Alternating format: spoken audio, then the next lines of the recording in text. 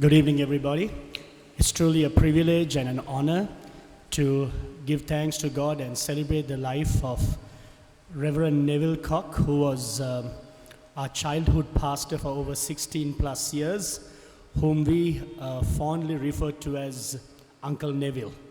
And he was one person that I learned in the ministry who had a very secure identity in Christ.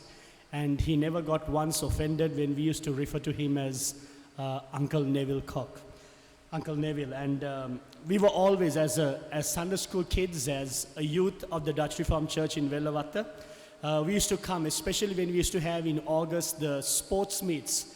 We used to practice playing cricket and all sorts of sports activities in the lawn area. And every day in the evening, weekdays from Monday to Friday, we were in the church grounds after school playing cricket, and we would feel thirsty, and along with Graham, we would go to the parsonage behind the Calvin Hall, and we were responsible in finishing all the ice water in the fridge of Uncle Neville and Auntie Lorraine. And whenever it finished, if he was there, he would say, "Boys, come in a little while more, I'll put more ice water and keep for you." And when Auntie Lorraine used to come after work from KLM, she would always bring pastries and sandwiches. And so sometimes even if we didn't have to practice, we looked forward in being here and playing cricket just for things like that. We were always welcomed in the church, whether it was at Sunday school, Sunday services, during the week when we came to play cricket at the church grounds, or coming for any other activity. Uncle Neville, along with Auntie Lorraine, made our Sunday school and the Sunday school Christmas parties so much fun, so much exciting, and so much personal for us as kids and young people. And he was always encouraging us. And while Dutch Reform Devila was very competitive in its sports and had a very competitive spirit, Uncle Neville, encouraged to have a very godly, healthy, competitive spirit, and it was such an amazing thing. He would always, when we were playing cricket, he would come and encourage us, and even through that, we looking back realize he was instilling godly values in the lives of us young people, even about what it means to truly win. His love, kindness, and humility, I could say, looking back, trickled down to all who serve under his pastoral care. Looking back at all the Sunday school teachers that ministered to me, Auntie Maeve, Auntie Rosemary, Auntie Nilanthi. I don't know if Manori is here. She'll probably kill me if I call her Auntie Manori. But along with Auntie Lorraine, they invested a lot in us in our Sunday school ministry. Also Auntie Yvette, Alex's mum. And we also saw the love and care Uncle Neville had towards all generations trickle down with the bigger kids. We were small kids, and the bigger kids then was Alex, Shanaka, Dushi, and when they ever had to take care of us, we really saw them carrying the heart of Uncle Neville, even in the way they loved and cared for us as younger kids. As two kids who didn't have fathers, that's Tammy and myself, growing up, Uncle Neville very much became a very loving, caring father figure in our lives. I could never forget that whenever he used to talk to me, he would not just only say Sean, but oftentimes he would refer to me saying son. And that filled a vacuum as a young person who did not have a father growing up. And he was a father figure who led us with sincerity and humility. He was genuinely there for me and Tammy, and for so many of the kids and the youth in the DRC, then Wellawatte. I learned a lot about being a father by watching how he loved and cared for Nikki and Graham when they were kids, in how we used to pick them up, how we used to talk to them. Even though I did not have a father figure, I looked at his life and thought one day, I want to be a dad like him. I learned a lot about being a pastor by looking at Uncle Neville in how he pastored and shepherded his flock with absolute, genuine love, sincerity, humility, and kindness. He served everyone in the congregation with showing no partiality whatsoever. Whether it was the rich, the poor, he loved and cared for everyone equally. After Sunday services, he would be standing right at the door, shaking everyone's hands, and even the hands of us young ones. And he was such an amazing pastor that we learned. I went on my first mission trip with Uncle Neville to Ballina, and I remember him in everything we did. After doing everything there with a group of young people and adults, the deacons, the elders, he would explain to us why we were doing what we were doing there. Words cannot explain the impact and the investment that Uncle Neville, along with Auntie Lorraine, has made in our lives, and shaped us with a foundation and values of the Christian faith. He always made time to genuinely smile and talk to us and find out how we are doing as families.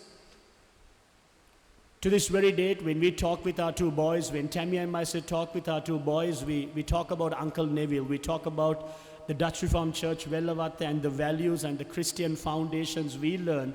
And we say, this is how you ought to grow. This is how you to treat others. He was a great preacher of the word, and I learned so much about preaching by watching him and listening to him.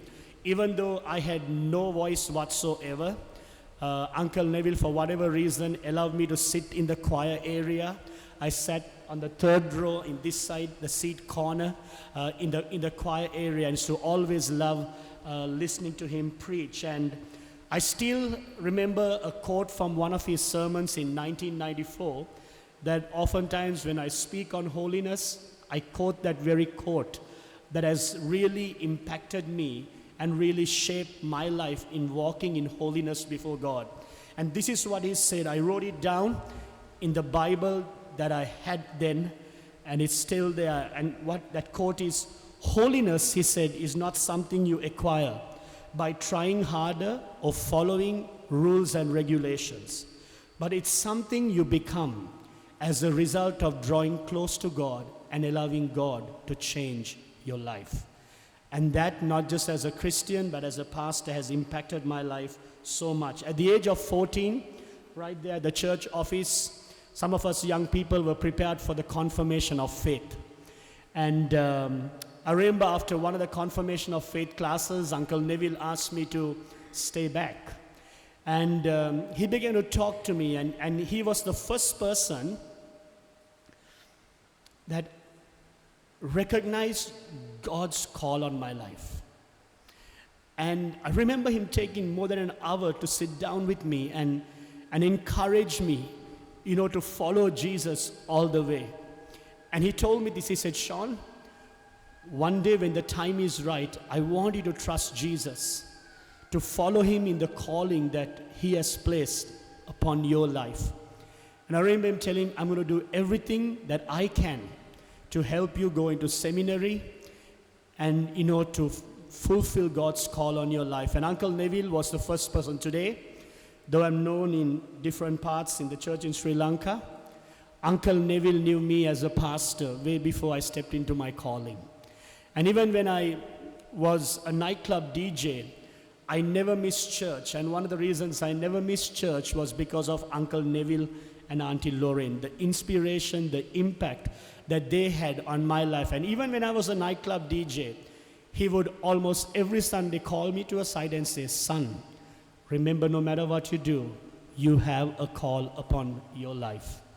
And while there were many, when I started ministry, who thought I would never make it in the ministry, this year, on the July 1st, I completed 24 years. Uncle Neville, even before I stepped into ministry, believed in me to follow God and fulfill God's call. And much of who I am today and much of the values are what I learned from him and from the Dutch Reformed Church in Wellawatte, to the Sunday school teachers and the youth leaders.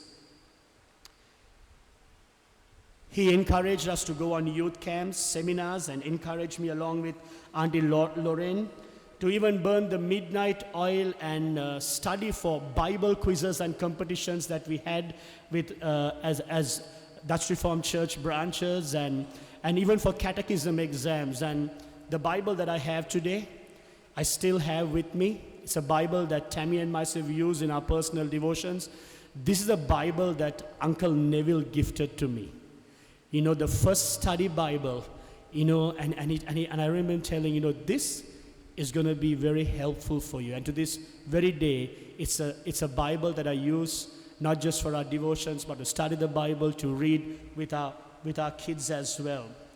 He was Tammy's and my, as I said, pastor, childhood pastor for 16 plus years, and always encouraged us to see our potential in the Lord. And as one who had an amazing voice, we loved to hear him sing. Along with Auntie Lorraine, he also encouraged Tammy to always sing in the choir and gave her the opportunity, along with so many others, to sing to the Lord. In closing, I want to share the words from the chorus from the song by Ray Bowles that says, "Thank you for giving to the Lord. I am a life that was changed. Thank you for giving to the Lord. I am so glad you gave." Thank you, and God bless you all.